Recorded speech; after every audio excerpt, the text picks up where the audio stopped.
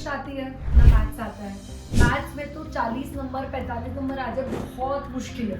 तो अभी क्या करें, सीएस करना चाहिए नहीं करना चाहिए, बिकॉज इंग्लिश थोड़ी वीक है, मैथ्स थोड़ा ज़्यादा वीक है। तो अभी क्या करें, देखो सिंपल है, इज इंग्लिश और maths compulsory in CS?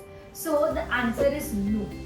Okay, सबसे पहले मैथ्स की बात करते हैं। तो आपको डायरेक्ट मैथमेटिक्स तो नहीं ही आता है, छोटे मोटे कैलकुलेशन है जो आपको आते हैं एग्जीक्यूटिव में जाकर। छोटे मोटे कैलकुलेशन है, जो एक पेपर आता है आपका CAFM, वो भी फाइनेंशियल मैनेजमेंट है। इसका मतलब आपको ना ही वो इंटीग्रेशन, ना ही डिफरेंशिएशन, ना ही ट्रिग्नोमेट्री, ना ही प्रोबेबिलिटी, ना ही परम्यूटेशन कॉम्बिनेशन, से कुछ नहीं पढ़ना है। ट्रस्ट में, मुझे नफरत है इन टॉपिक से, ठीक है।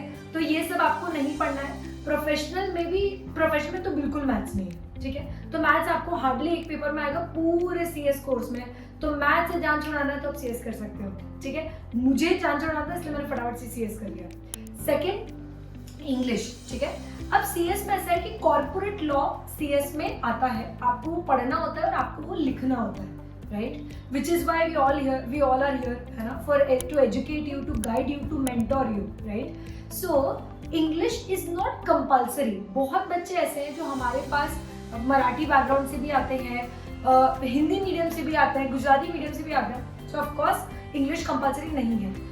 इतनी इंग्लिश जो आप पढ़ते पढ़ते सीख जाओगे, बस उतनी ही इंग्लिश की रिक्वायरमेंट, ठीक है। सो वो जो इंग्लिश की नीड है वो आप पढ़ते पढ़ते पढ़ते पढ़ते और आप सीख जाते हो, ठीक है। तो आपको वो ग्रामर, हैज, हैव, हैड वाली ग्रामर पे ध्यान नहीं देना है। सो इंग्लिश एंड मैथ्स दोनों एज सच नेसेसरी नहीं है, तो इनसे डर है, आप बिंदास CS में आ सकते हैं।